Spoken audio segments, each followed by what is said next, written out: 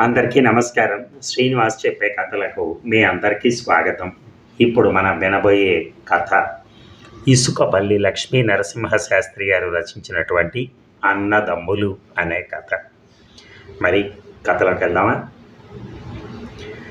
అబ్బబ్బా, ఒక్క నిమిషం కూడా నేను ఇక్కడ ఉండలేను. ఏమిటట్ట రొసరొసలు ఆడిపోతావు అట్టేసి వస్తుంటే? అంతేలే, నేను అనటమే కనిపిస్తుంది కానీ ఇంట్లో ఏమిటి జరుగుతుందో నువ్వు పట్టించుకుంటేగా. ఏమిటయింది చెప్పమంటూ ఉంటే ఏమిటా సోది ఊరికే కస్సుమన్నాడు రాఘవులు. మంగి తేరగా ఉంది కదా, ప్రతి పనికి మంగి మంగి అని నా వెంట పట్టడం. ఆమె మాత్రం కూర్చున్న చోటు నుంచి కదలకూడదు. ఓ మూల బుడ్డాడేమో చంక దిగడాయే. అన్నిటికీ నేనే రావాలి ఏంటి? పోనీ బావా చెప్పరాదు. మా అన్నయ్యను ఏమీ అనకు, చాలా మంచివాడు. అవునులేవయ్యా, మీ అన్నయ్య మంచోడు, మీ అక్కయ్య మంచిదే. నడాన నువ్వు నేను చెడ్డాళ్ళం అంతేగా. అసలు నీకేమొచ్చిందో చెప్పరాదు. నాకేం రాలా. ఓ మాట అడగనా? సంక్రాంతి పండగ కదా అని నాకొక చీర కొనిపెట్టావు, బొడ్డాడికి ఒక చొక్కా అన్నది ఇచ్చావు. ఎందుకొచ్చిన చాకిరీ అంట ఈ రొచ్చులో ఉండి? నాకేం రాలా. ఓ మాట అడగనా? సంక్రాంతి పండగ కదా, ఒక్క చీరన కొనిపెట్టావా? బొడ్డాడికి ఒక్క చొక్కా అన్నది ఇచ్చావా? ఈ ఎందుకొచ్చిన చాకిరీ అంట ఈ రొచ్చులో ఉండి? నేను దాసి దానిలాగా పనిచేయటమును, నువ్వేమో రెక్కలు విరుచుకోవటం ఎందుకంట? మన ఇల్లు మనం చూసుకోలేమా? ఈ నెల బావ ఏమాత్రం తెచ్చాడు? ఆమె ఏం పని చేసింది? కోటికి లేనప్పుడు చచ్చేటట్టు పనిచేసాం. ఇవాళ కొంచెం సంపాదిస్తున్నాం కదా అనుకుంటే అనుభవం లేకపాయే. పైగా మన ఇద్దరికీ బండ చాకిరీ తప్పకపాయే. నువ్వు ఆలోచించు, నేను అన్నానని కాదు అని మంగి రాఘవుల మొహంలోకి ఆలోచనగా చూసింది. రాఘవులు ఏమీ సమాధానం చెప్పలేకపోయాడు. రాఘవులకు తెలుసు మంగి అన్న మాటల్లో గల సత్యం. తాము కొనుక్కున్న కొత్త రిక్షాలో తన సత్తువ ఎంతుందో తనకు బాగా తెలుసు. తాము కట్టుకున్న పూరింటికి తాను ఎంత శ్రమ పడ్డాడో మర్చిపోలేదు. ఎవరి కోసం ఈ శ్రమ, ఎందుకోసం ఈ బాధ అని ఎన్నడూ రాఘవులు ఆలోచించలేదు. తన కష్టార్జితం ఇంకొకళ్ళ పాలవుతుందని కూడా ఎప్పుడూ ఊహించలేదు. తన జీవితం వడ్డించిన విస్తరి కాదు, తాను కష్టం చేసి బ్రతకాలి. ఈ సత్యాన్ని రాఘవులు పూర్తిగా గుర్తించాడు. తాను శ్రమ పడుతున్నప్పుడు కూడా ఇంకొకళ్ళు తన శ్రమ ఫలితం అనుభవిస్తున్నారనే భావనే కలగలేదు. అందువల్లనే తాను అన్నతో పాటు ఈ ఊరొచ్చినప్పుడు మనం ఎలా బతకటం, ఎలా సంపాదించటం, ఎలా జీవించటం, ఇవే సమస్యలు ఇద్దరినీ బాధ పెట్టాయి. బండరాళ్లను ముక్కలు ముక్కలుగా చేశారు. దొంగ కొయ్యల్ని బద్దలు బద్దలుగా చీల్చారు. దరిద్రిని స్వేద బిందువులతో తడిపి నారు పోసి పెంచారు. నిలువు టెండలో కడుపులు మార్చుకుని కట్టిన పునాదుల మీద నుంచి భవనాలు లేవటం చూశారు. రెక్కల ముక్కలు చేసుకుని నాగలి పట్టిన పొలం నవ్వింది. అదంతా ఇతరుల సోము రాఘవులు తీవ్రంగా ఆలోచించుకున్నారు. దీనికి అంతం ఏమిటి? మన శ్రమ మనకు అక్కడికి రావటం లేదు. ఇతరుల కోసం మన రక్తం దారపోయటం ఎందుకు? ఎంతసేపు ఆలోచించినా ఈ సమాజ వ్యవస్థ యొక్క అంతు చిక్కలేదు. వాళ్ళు బతకాలి, దీనికోసం ఏం చేయాలి? ఇదే ఆలోచన. ఎంత కష్టపడ్డా తిండికే సరిపోవటం లేదు. బ్రహ్మ ప్రళయంగా వరదలొచ్చి పంటలన్నీ నాశనం అయిపోతాయే. నీటి చుక్క లేక పోసిన నారు మలమలా మాడిపోతే ఎట్లాగైతేనే తామున్న చోట తమకు తిండి దొరకదనే పొట్టల్ని చేతపట్టుకుని దేశం మీద పడ్డారు. రకరకాల పనుల్లో తరతమ భేదం లేకుండా తమ రక్తాన్ని దారపోయడమే. దీంట్లో సుఖం లేదు, శాంతి లేదు. దీనికి ఒక తుది అంటూ లేదు. యవ్వనాన్ని వెనక్కి నెట్టేసి కాలం ముందుకు పరిగెత్తుకుపోతోందని ఇద్దరికీ తెలుసు. యవ్వనంలో అనుభవించవలసిన సుఖాన్ని బలి చేసుకున్న తర్వాత ఇంకా మనుగడే అనవసరం అని కూడా వాళ్ళిద్దరు గ్రహించారు. ఇలాంటి ఆలోచనలు వాళ్ళిద్దరినీ తీవ్రంగా కలవరపరిచాయి. ఎలా అయినా తమ సొత్తంటూ ఒకటి ఏర్పడని అంతవరకు అవిరళంగా కృషి చేయాలి. దాని తర్వాత అన్ని సమస్యలు వాటంతట అవే చక్కబడతాయి అనుకున్నారు. పగలనక రాత్రనక తమ రక్తం అంతా దారబోసి తాము లాగుతున్న రిక్షాను యజమానికి ఇచ్చేసి కొత్త రిక్షాను కొనేశారు. ఇప్పుడు యజమానికి తమ రక్తంలో భాగం ఇవ్వక్కర్లేదు. ఒక వారం పగలల్లా సోము రిక్షాను తీసుకుపోతే రాత్రిపూట రాఘవులు తీసుకుపోతాడు. వంతుల ప్రకారం ఇద్దరూ రిక్షా చక్రాన్ని తిప్పేస్తున్నారు. ఎక్కడో ఊరి బయట చౌకగా కొంచెం స్థలం కొనుక్కొని ఒక పూరి గుడిసె వేసుకున్నారు. ఇల్లు వచ్చింది, ఇల్లాలు రావాలి. సోము పెళ్లి చేసుకున్న కొద్ది నెలల్లోనే రాఘవులు పెళ్లి చేసుకున్నాడు. తమల్ని పీల్చి పిప్పి చేసిన రిక్షా యజమానికి పోటీగా నిలబడ్డారు ఇద్దరు అన్నదమ్ములు. ఒక వస్తువును తన సొత్తు చేసుకోవటంలో ఉండే సాధక బాధకాలు ఇద్దరికీ పూర్తిగా అర్థమయ్యాయి. సోము రాఘవులు అప్పుడప్పుడు తమ గత చరిత్ర అంతా జ్ఞప్తికి తెచ్చుకుంటూ విచారిస్తూ ఉంటారు. తోడికోడళ్ళిద్దరూ కళకళలాడుతూ ఇంట్లో తిరుగుతూ ఉంటే అన్నదమ్ములిద్దరూ ఆశలు చిగురించి పుష్పించి కాయలు కాసినట్టు సంతోషపడుతున్నారు. సోముకి మగపిల్లాడే, రాఘవులకి మగపిల్లాడే. ఇప్పుడిప్పుడే రిక్షాను అద్దెకి ఇవ్వటం కూడా మొదలెట్టారు. అయితే రాబడి పూర్తిగా తగ్గిపోతుందని తెలిసిన తర్వాత శరీరం కష్టపడితే కానీ డబ్బు రాదని తెలుసుకున్నారు. ఇద్దరు అన్నదమ్ములల్లా 6 అయ్యేటప్పటికీ మనస్తత్వాలు విభిన్నంగా కనిపించడం మొదలుపెట్టినాయి. దృక్పథాలు మారటం మొదలుపెట్టాయి. లెక్కలకు విలువ వచ్చింది. తన మన అనే భావం ఒకరికి తెలియకుండా ఒకరికి పెరిగిపోయింది.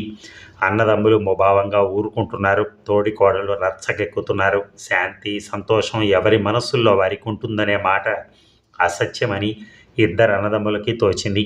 తామున్న ఇంట్లో ఉంటోంది శాంతి సంతోషం. నిజానికి రాఘవులు కష్టపడ్డంత సోము కష్టపడటం లేదు. ఇది ఇవాళ రాఘవులు తెలుసుకున్న సత్యం కాదు. తాము మొదట ఈ ఊరు వచ్చినప్పటి నుంచి సోముకి రాఘవులకి తెలిసిన విషయమే.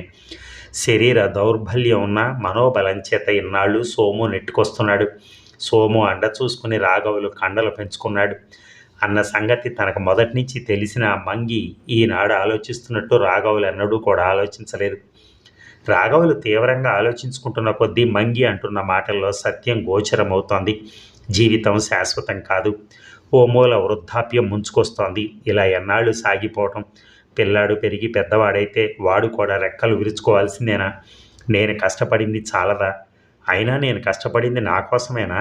నా సంతోషం కోసం కాదు.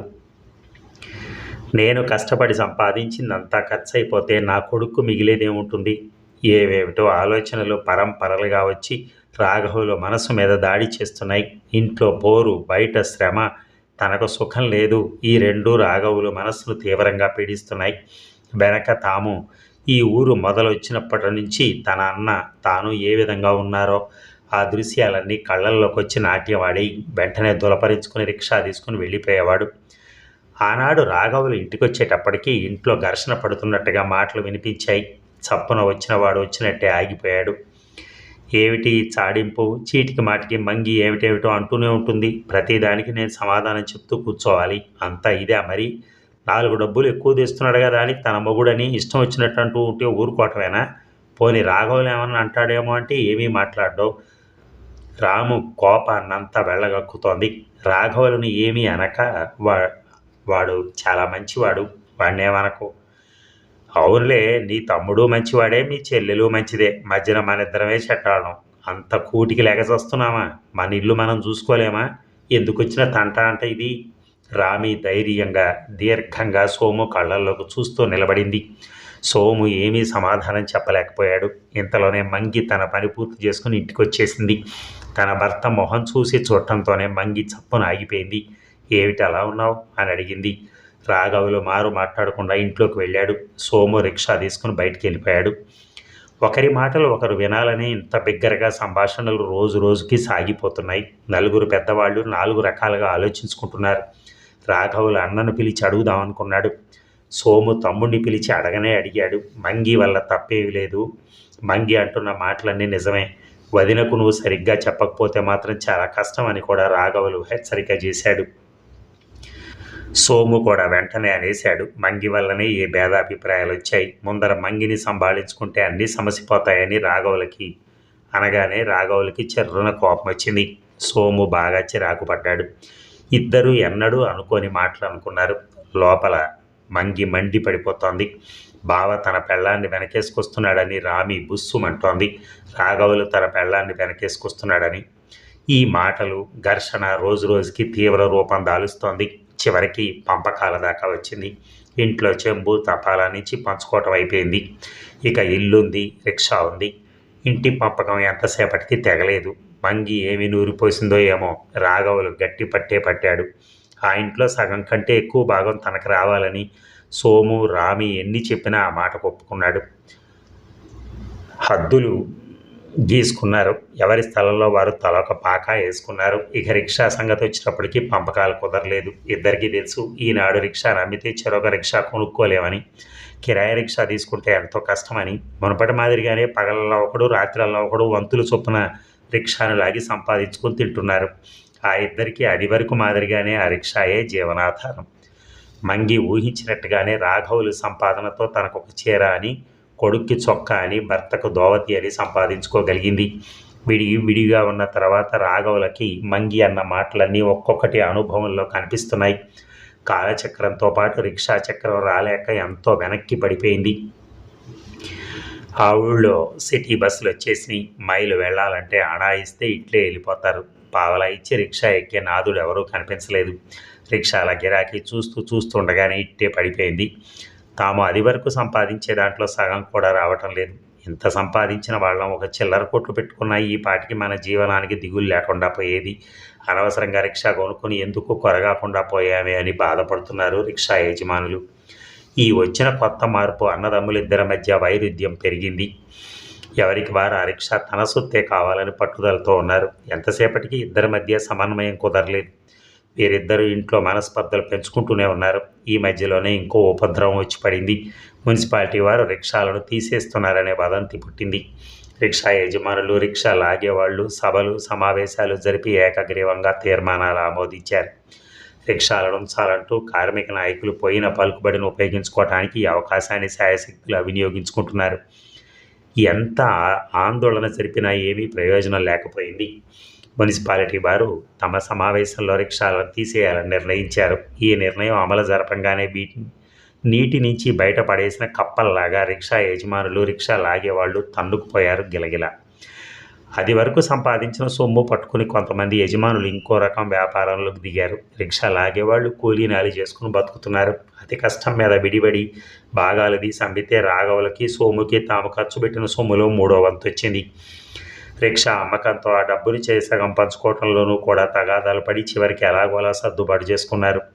రిక్షా పోవటంతో భుక్తి గడవడం ఎంతో కష్టమైపోయింది. రెక్కలు విడుచుకున్న 3 పిల్లల్ని పోషించాలంటే మంగికి, రాఘవులకి పెద్ద సమస్య అయిపోయింది. సోము కూడా అదే స్థితిలో ఉన్నాడు. తన కుటుంబాన్ని పోషించే గత్యంతరం లేక రాఘవులు తన స్థలాన్ని, ఇంటిని అమ్ముకుని ఎక్కడో పూరి గుడిసెలో నెలకు 3 రూపాయల అద్దెలో కాలక్షేపం చేస్తున్నాడు. సోము కూడా తప్పనిసరిగా తన ఇంటిని కూడా అమ్మేయాల్సి వచ్చింది. తనకొచ్చిన డబ్బులో విశ్వ ప్రయత్నం చేశాడు ఇంకా డబ్బు సంపాదించాలని. చిన్న దుకాణం పెడితే దాంట్లో నష్టం వచ్చింది.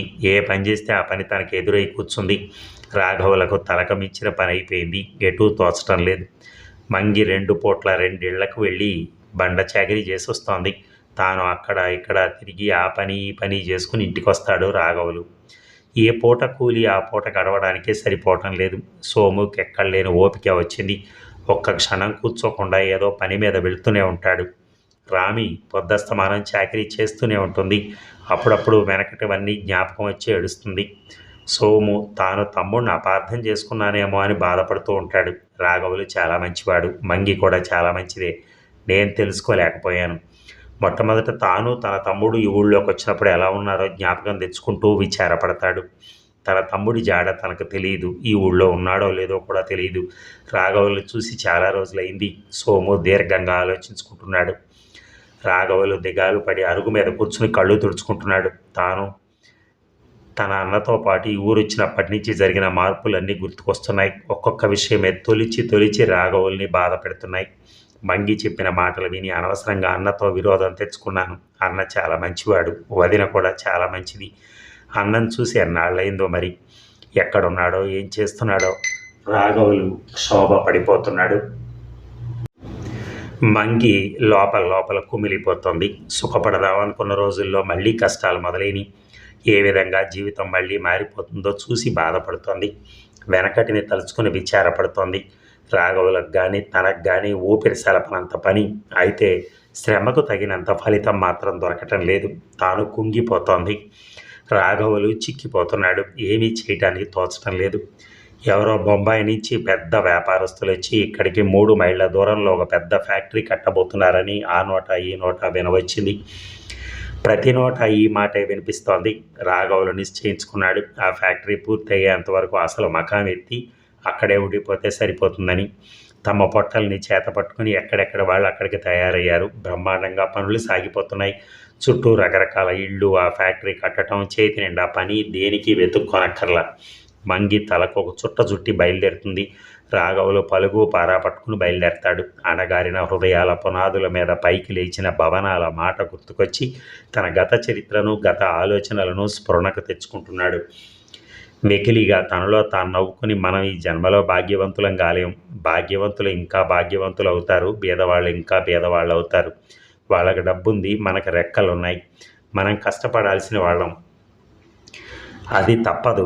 రాఘవులు ఏమేమిటో ఆలోచించుకుంటూ పనిచేసుకుని పోతున్నాడు. ఎండ చుర్రుమంటోంది. సూర్యుడు నడినెత్తి మీదకి వచ్చేశాడు. రాఘవులు స్వేద స్నానం చేస్తున్నాడు. ఎంతో నిబ్బరంగా గుండె బరువుతో పారతో లాగిన మట్టిని తట్టలోకి వేస్తున్నాడు. మంగి ఆయాసపడుతూ అక్కడే చతికిల పడిపోయింది. రొప్పుతోంది. ఒక్కసారి పైకి చూసింది. సూర్యకిరణాలు వాడిగా కళ్ళల్లోకి పొడుచుకుపోయాయి. చప్పున కళ్ళు మూసుకుంది. రాఘవులు తట్ట నిండా మట్టి నింపేసి పలుగును గట్టిగా భూమిలోకి దింపేసి దాని ఆసరాతో అలాగే నిలబడిపోయాడు రొప్పుతూ. మేస్త్రి ఎక్కడ పసికట్టాడో ఏమో చప్పున రాఘవుల వైపు గబగబా వస్తున్నాడు. మంగి చప్పున లేచి నిలబడి తట్ట నెత్తిన పట్టుకుని చకచకా నడిచింది.